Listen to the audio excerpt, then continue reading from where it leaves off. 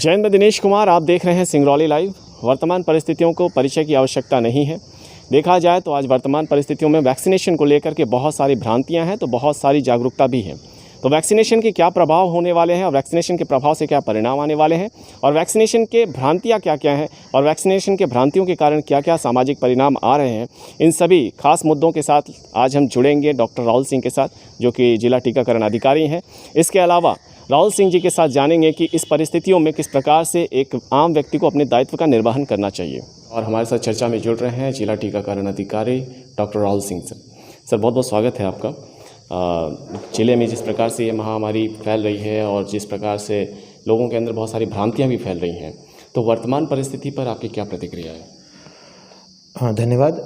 अभी कोरोना महामारी जिस तरह से फैली है, ये हमारी रिस्पॉन्सिबिलिटीज़ को और बढ़ाता है कि हम लोग कैसे एज अ सोशल कैसे बिहेव करते हैं।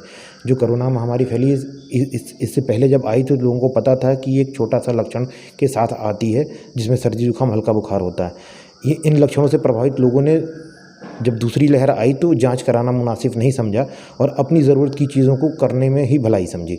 जिसकी जो दुकानें लगनी है, जिसको जहाँ काम पे जाना है, ये अवॉइड किया कि जाने दो, अभी कोरोना तो बीत चुका है, नहीं होगा, और अनजाने लोगों और भी लोगों को बीमार करते चले गए। ये बहुत क्रूशल चीज़ थी कि लोगों को ये जिम्मेदारी समझनी चाहिए थी कि ये जो बीमारी आई है सिर्फ आपको नहीं बीमार कर रही है। अगर आप ज़रा भी लक्षण होने के बावजूद अगर आप बाहर जा रहे हैं, लोगों से मिल रहे हैं, तो आपका ये बहुत गैर जिम्मेदाराना व्यवहार है। अगर आपकी किसी बिहेवियर से महामारी फैलती है तो ये लॉ के अगेंस्ट भी है। इसमें आपको पनिशमेंट भी हो सकती है, आपको जेल भी हो सकती है। आज भी जो लोग बीमार होते हैं तो वो अवॉइड करते हैं या लोगों से छुपाते हैं, आइसोलेट हो जाते हैं, ये अलग बात है। लेकिन आप खुद नहीं छुपते, ये सबसे गलत बात है। आपको लोगों से के संपर्क से दूर रहना चाहिए, ये आपकी सोशल रिस्पॉन्सिबिलिटी है, कानूनन ये ज़रूरी है ताकि महामारी और ना फैले। तो वर्तमान परिस्थिति में ये जो लापरवाही है ये देखने को मिल रही है। बिल्कुल। इवन लोग गवर्नमेंट से लेकर हर किसी को ब्लेम करते हैं, लेकिन लोगों ने अपने छोटे छोटे फंक्शन को भी नहीं रोका। न किसी ने अपनी शादी रोकी, न किसी ने अपना बर्थडे रोका, किसी ने कुछ भी नहीं रोका। हाँ, हम लोग गवर्नमेंट की तरफ से भी कह सकते हैं और हर इंडिविजुअल की तरफ से भी कि हम लोग को ये चीज़ समझने में थोड़ी सी चूक हुई कि कोरोना ख़त्म हो गया है, और देश की किसी भी संस्था ने इस चीज़ को पहले नहीं बता पाए थे, ये इवन दुनिया की भी, कि कोरोना की दूसरी लहर भी आ सकती है और इतनी तेज़ी से आ सकती है। हम सभी इससे सरप्राइज़ हुए, आम आदमी से लेकर जितने एक्सपर्ट थे सारे इससे सरप्राइज़ हुए थे। जी सर, हम वैक्सीनेशन के बारे में जानना चाहेंगे। वैक्सीनेशन के करंट जो डोज हैं वो क्या हैं और कितने प्रतिशत लोगों को अभी तक जिले में वैक्सीनेशन हो चुका है? हाँ, चलिए आप हमारे टॉपिक पे आए। वैक्सीनेशन ही एकमात्र परमानेंट सोल्यूशन है। हम लॉकडाउन पे हैं, ये लॉकडाउन बार बार होता रहेगा जब तक हम वैक्सीनेट नहीं हो पाएंगे। और आप देख लीजिए, आपने न्यूज़पेपर में भी देखा होगा, वही देश इस कोरोना काल से निपट रहे हैं जिन्होंने पूरा वैक्सीनेशन कर लिया है। शुरुआत इजराइल से हुई थी, आई थिंक, जैसा मेरे न्यूज़ माध्यम से पता चला है। उसके बाद यूरोपियन कंट्रीज़ हैं, अमेरिका है, और जैसे जैसे 2 डोज लगते जा रहे हैं बीमारी स्प्रेड होना कम होते चली जा रही है। और इस लॉकडाउन में और जितने भी हमारे व्यवहार हैं, मास्क है, ये है, सब चीज़ों को अपनाते हुए हमें जल्दी से जल्दी सभी लोगों को वैक्सीनेट कराना है। हाँ, ज़िले में आपने स्थिति पूछी थी। ज़िले में हमारा जो अभी टारगेट है 18 साल से ऊपर, देखा जाए तो ये करीब कुल जनसंख्या का 60% से थोड़ा सा कम की पॉपुलेशन होती है। अगर 14 लाख के हिसाब से आबादी के हिसाब से अंदाज़ा लगाएं तो 8.5 लाख के आसपास की पॉपुलेशन को हमको वैक्सीनेट करना होगा। और अभी तक हम लोग 92,000 लोगों को सिंगल डोज लगा चुके हैं, जिनको एक बार वैक्सीनेट कर चुके हैं, और करीब जो है 14,000 लोगों को सेकेंड डोज लगा चुके हैं, जो फुल्ली वैक्सीनेटेड और बिल्कुल सेफ है। तो वर्तमान में जो फर्स्ट और सेकेंड डोज के बीच का जो अंतराल है वो कितने दिनों का रहेगा? इसमें हमारे यहाँ अभी फ़िलहाल 2 ढंग की वैक्सीन आ रही है, कोविशील्ड और कोवैक्सीन। कोविशील्ड में अभी 3 महीने का गैप है, 3 महीने न करके 12 हफ्ते समझें लोग, ज़्यादा अच्छा रहेगा। 12 हफ्ते का गैप है 2 डोज के के बीच में, और कोवैक्सीन के लिए 28 दिन का गैप है, 4 हफ्ते। अच्छा, और यदि किसी फर्स्ट डोज के बाद किसी को कोविड पॉजिटिव उसका रिजल्ट आता है, तो उसके लिए क्या व्यवस्था है? उसको क्या उसके जो डोज हैं वो उसके डोज में कुछ बदलाव आएंगे? चलिए, ये आपने अच्छा सवाल पूछा। देखिए, वैक्सीन क्या काम करती है? वैक्सीन आपके अंदर जो वायरस हैं या जो भी जिसकी भी वैक्सीन बनती है, उसी को डिफॉर्म तो नहीं कहूँगा, मतलब उसकी कुप्रभाव को ख़त्म करके मार के आपके शरीर के अंदर डाला जाता है। और वो हमारा शरीर चूँकि ये आइडेंटिफाई नहीं कर सकता था कि हमको हार्म नहीं करेगा, लेकिन वो हमारे शरीर की रोग प्रतिरोधक क्षमता उससे लड़ने को तैयार हो जाती है और लड़ने लग जाती है। और इस तरह से हर किसी ढंग के बैक्टीरिया, वायरस जो भी होते हैं उनके अगेंस्ट उसी ढंग का एंटीबॉडी जो है जनरेट करते हैं। तो ये एंटीबॉडी जनरेट कराना ही वैक्सीनेशन का काम होता है। और जब कोई आदमी बीमार हो जाता है तो मैंने देखा कि वो बहुत ज़्यादा आतुर रहते हैं कितनी जल्दी हम डोज लगवा लें। उनको ये समझने की ज़रूरत है कि अगर आप बीमारी को हरा कर स्वस्थ हुए हैं तो इसका मतलब आपके अंदर वो एंटीबॉडी बन गई है। अब जो बन गई है तो 3-4 महीने तक वो आपके शरीर को बचा के रखेगी। इसीलिए 3-4 महीने तक आपको वैक्सीनेशन कराने की ज़रूरत नहीं। इसीलिए एक्सपर्ट्स की ये सलाह दी गई कि आप एक बार जब डिजीज़ हो चुके हैं तो 3 महीने तक आपको वैक्सीन लेने की ज़रूरत नहीं है, चाहे वो प्रथम डोज हो चाहे वो द्वितीय डोज हो। अगला सवाल ये है सर कि अभी ऑनलाइन रजिस्ट्रेशन में कुछ प्रॉब्लम्स हो रही हैं लोगों के लिए, उसके लिए क्या कुछ प्रावधान है? हाँ, ये अभी 18+ से जो ऊपर शुरू किया है उसमें उसको देखकर मेरे लिए बड़ा सुखद है। बाकी थोड़ा सा आप लोगों के लिए भी दिक्कत है क्योंकि वो बहुत जल्दी जो है वैक्सीन का जो स्लॉट खुलता है और तुरंत बुक हो जाता है। ज़रूरत नहीं है अभी घबराने की, कुछ समय में हमारे पास वैक्सीन की अवेलेबिलिटी पर्याप्त हो जाएगी। फिर उसके बाद लोगों को, जिन लोगों के पास मोबाइल नहीं है उनको भी वैक्सीनेशन आराम से होने लग जाएगा।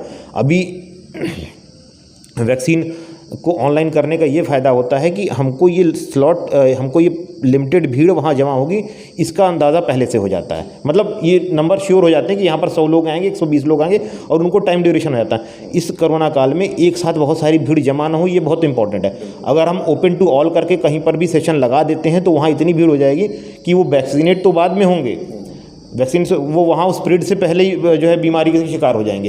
इस वजह से अभी इस चीज़ को सरकार चला रही, कैसे जैसे ही ऑनलाइन में थोड़ी सी कमी आनी शुरू होगी या वैक्सीन बढ़ जाएगी तो हम ऑफलाइन भी शुरू कर देंगे लोगों का वैक्सीनेशन करना। ग्रामीण क्षेत्रों की देखी जाए सर तो ग्रामीण क्षेत्रों में इलेक्ट्रिसिटी की प्रॉब्लम कभी कभी चली जाती है, कुछ लोगों के पास मोबाइल फ़ोन भी नहीं होता है। ग्रामीण क्षेत्रों में संसाधनों की कमी के अभाव के कारण क्या है, वहाँ की क्या योजनाएँ हैं, किस प्रकार से ग्रामीण क्षेत्रों को भी इस पूरे वैक्सीनेशन का लाभ मिलेगा, किस तरीके से वहाँ पर? अभी 18+ में अभी हम अर्बन एरिया में ज़्यादा फोकस कर रहे हैं। अभी इस मोबाइल से रजिस्ट्रेशन करा के हम अर्बन रूरल एरिया में जाएंगे तो फ़ायदा इसलिए नहीं हो पा रहा है क्योंकि सारे के सारी जब स्लॉट ऑनलाइन आता है तो वो सारे अर्बन एरिया में जहाँ कनेक्टिविटी तेज़ रहती है वो सारे बुक कर लेते हैं। दूर कराने का भी कोई फ़ायदा नहीं होगा क्योंकि बुक अर्बन एरिया के लोग ही कर लेंगे। इस वजह से अभी हम लोग अर्बन एरिया पे कंसंट्रेट कर रहे हैं। और ये भी है कि बीमारी ज़्यादा अर्बन एरिया में फ़िलहाल फैली हुई थी, इस वजह से भी अर्बन एरिया को पहले फोकस किया गया था। रूरल एरिया में भी जाएंगे। देखिए 45 साल वालों में भी हम पहले 2-3 सेंटर से शुरुआत किए थे, बाद में रूरल एरिया में भी गए थे और हम लोग लगभग जितने हमारे पंचायतें हैं उनमें आधी पंचायतों में हम कैंप लगा चुके थे। वहाँ पर हम लोगों का डॉक्यूमेंट लेते थे, वहाँ पर जमा करते थे और जहाँ पर नहीं होता है उसको हमने राज्य स्तर पर सूचित किया कि यहाँ पर नेट कनेक्टिविटी और बिजली की समस्या है। तो उन जगहों को वो बाकायदा आइडेंटिफाइड हो रखी हैं और उन जगहों पर ही केवल ऑफलाइन जो है वैक्सीनेशन करने की सुविधा दी गई थी, परमिशन दी गई थी और उन जगहों पर हमने वैक्सीनेशन 45+ का किया है। तो समस्या नहीं आएगी क्योंकि जब हमारे पास हम बढ़ेंगे आगे आगे तो उन लोगों को पहले भी किया है। हाँ, अभी जो आप पूछ रहे हैं कि रूरल एरिया में समस्या आ रही, रूरल एरिया में बहुत बुरी तरह से र्यूमर फैल चुका है कि वैक्सीन लगने के बाद डेथ हो जाती। हमारे अपने ज़िले में 92,000 लोगों को वैक्सीनेशन लग चुका है और अभी तक एक भी सच केस हमारे सामने नहीं आया है जिसमें कि वैक्सीनेशन की वजह से किसी की मृत्यु हुई हो। 2-3 छोटे दिक्कतें आई थी जो कि बहुत छोटी थी, वो जो कि बिल्कुल ठीक हो गई, लेकिन इतना मेजर कोई भी रिएक्शन नहीं है। ये अभी तक समझ में नहीं आ रहा कि र्यूमर कहाँ से फैला है।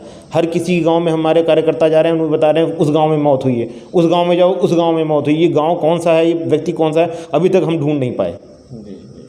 तो इस भ्रांति को दूर करने के लिए क्या कुछ खास योजनाएं, कुछ जागरूकता अभियान कुछ चलाने की ऐसी बातें हो रही हैं? हाँ बिल्कुल, हम लोगों ने इवन कलेक्टर सर से, SDM सर वगैरह सब ने इस बात में डिस्कस किया कि ये र्यूमर किस तरह से फैल रहा है। तो इसमें हमारे संचार माध्यम, हमारे आशा, आंगनवाड़ी कार्यकर्ता सभी ग्राउंड लेवल पे जाएं, लोगों को समझाएं, खुद बताएं भाई जब हम खुद लगवा चुके हैं वैक्सीन और हमें कुछ नहीं हुआ तो ये कहाँ से र्यूमर आ रहा है कि इसमें आपकी मौत हो जाएगी। लोगों को अलग अलग कहानियाँ सुनाई जा रही हैं कि PM ने भेजा है तो कोई बताते हैं नपुंसक हो जाएंगे, तो कोई बोल रहा है डेथ की इंजेक्शन भेजा है। अरे ये इतना सॉलिड डेथ का इंजेक्शन भेजा है, ये तो अजीब है। हमारे यहाँ 92,000 लोगों ने लगवाया है, एक की भी मृत्यु नहीं हुई है। किसी की मृत्यु अगर हुई होगी किसी और कारणों से तो लगवा था, पर ऐसा कोई अभी तक नहीं आया है कि वैक्सीन लगा और उसके 2 दिन बाद किसी की मौत हो गई हो। आप लोग भी संचार माध्यम में हैं, जानते होंगे, गाँवों में खबर आती हुई कहीं मिला आज तक कोई भी एक भी केस कहीं रिकॉर्डेड नहीं है। हम लोगों ने इस चीज़ को बल्कि कार्यकर्ताओं को बताया भी कि अपने यहाँ जाकर पता करो भाई, किसी की तबीयत खराब हुई है तो पूछो, अगर कहीं पर से भी कोई रिकॉर्ड आता तो हमें वापस ले आओ। किसी की तबीयत बुखार आती है, खराब होता है तो हमारे वहाँ के आशा आंगनवाड़ी या एएनएम को खबर करते हैं लोग, तो हमको उसकी भी खबर मिल जाती है कि फलाने व्यक्ति को इंजेक्शन लगने के बाद थोड़ी सी तबीयत खराब हुई थी, किसी को उल्टी हुआ था या किसी को बुखार आया था। मृत्यु की कोई सूचना नहीं है हमारे पास अभी तक। आखिरी में क्या कहना चाहेंगे? सोसाइटी में पढ़े लिखे लोग भी आज भ्रांतियों का शिकार हो रहे हैं और नीचे वर्ग से मध्यम वर्ग से सभी लोग भ्रांतियों का शिकार हो रहे हैं। आखिरी में आप क्या लोगों को संदेश देना चाहेंगे?